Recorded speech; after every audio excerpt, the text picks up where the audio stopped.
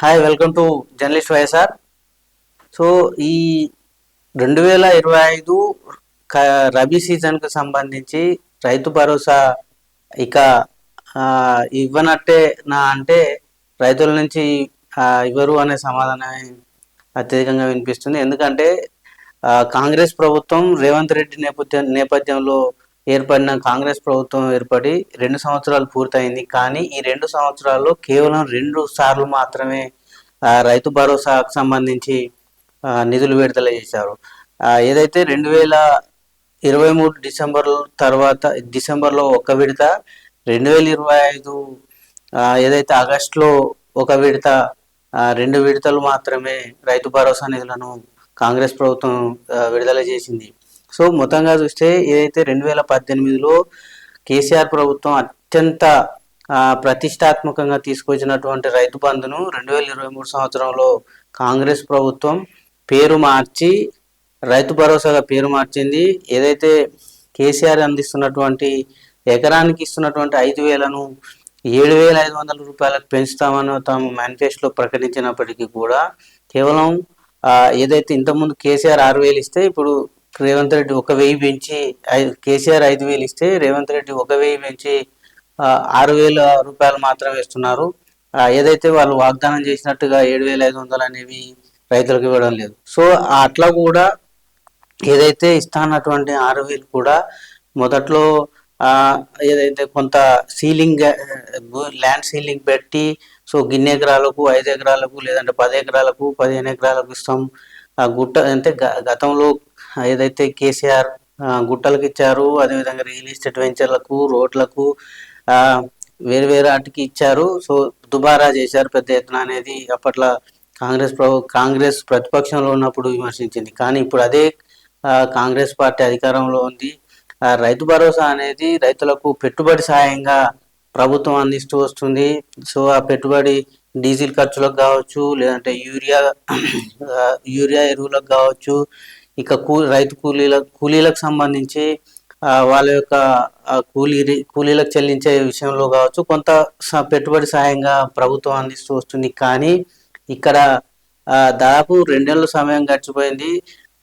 ఏదైతే ఈ డిసెంబర్ నుంచి 3వ సంవత్సరంలోకి కాంగ్రెస్ ప్రభుత్వం ఏర్పడి 3వ సంవత్సరంలోకి అడుగు పెడుతున్న నేపథ్యంలో కేవలం అంటే 2 సంవత్సరాల్లో 4 దఫాలుగా రైతు భరోసా నిధులు ఇవ్వాల్సినప్పటికీ కూడా కేవలం 2 టర్ములు ఇచ్చి చేతులు దులుపుకుంది. సో ఏదైతే ఈ రబీ సీజన్లో ఇవ్వాల్సి ఉన్నప్పటికీ ఇప్పటికే పంచాయతీ ఎలక్షన్ల కోడ్ నడుస్తుంది.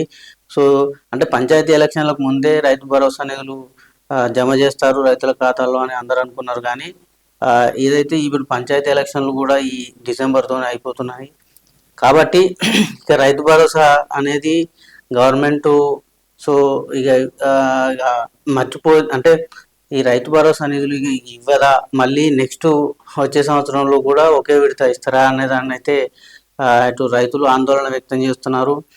ఎందుకంటే సో ఇప్పుడు సర్పంచ్ ఎలక్షన్లు అయిపోయినాయి కాబట్టి పెద్దగా పట్టించుకోరు అని అయితే రైతులు ఆందోళన వ్యక్తం చేస్తున్నారు. ఎందుకంటే ఇక కేవలం ఏదైతే రూరల్ ఏరియాలకు సంబంధించి ఎంపీటీసీ జెడ్పీటీసీ ఎలక్షన్ మాత్రమే మిగిలి ఉన్నాయి.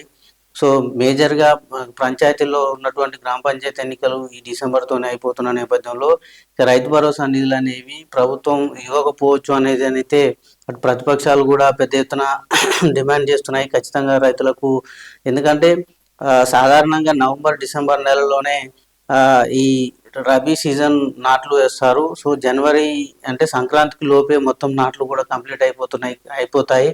కాబట్టి సో ఈ లోపే రైతులకు పెట్టుబడి సహాయంగా అందించాల్సిన రైతు భరోసా విషయంలో మాత్రం కేవలం ఎక్కడ కూడా ప్రభుత్వం అసలు స్పందించడం లేదు. అటు మంత్రులు కానీ, ప్రభుత్వంలో ఉన్న పెద్దలు కానీ, ముఖ్యమంత్రి కానీ అసలు ఈ రైతు భరోసా నిధుల గురించి ఎక్కడ కూడా ప్రస్తావన తీసుకురావడం లేదు.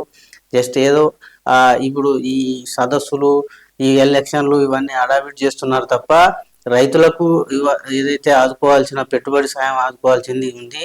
కానీ అదే దాని విషయంలో మాత్రం ప్రభుత్వం పెద్దగా పట్టించుకున్న దాఖలాలు అయితే కనిపిస్తలేదు. కాబట్టి రైతులు కూడా ఒకటే డిమాండ్ చేస్తున్నారు, ఏదైతే మా పెట్టుబడి సాయంగా అందించాల్సినటువంటి ఏదైతే నిధులు ఉన్నాయో అవి దాదాపు రాష్ట్రంలో 75 లక్షల దాదాపు 75 లక్షల మంది ఆ, రైతులు ఉన్నారు తెలంగాణలో. 75 లక్షల మంది రైతులకు గాను దాదాపు 9,500 కోట్ల రూపాయల మేర అవసరం అవుతున్నాయి. ఇది ఒక్క టర్ము రైతు భరోసా ఇవ్వడం కోసం దాదాపు 9,500 కోట్ల వరకు ఆ, నిధులు అవసరం పడతాయి. కాబట్టి ఇంత పెద్ద మొత్తంలో నిధులను సమీకరించాలంటే ప్రభుత్వానికి ఆ, కొంత ఇబ్బందికరంగానే ఉన్న నేపథ్యంలో రైతు భరోసా గురించి పెద్దగా ప్రభుత్వం అయితే ఎక్కడ కూడా ప్రస్తావించలేదు.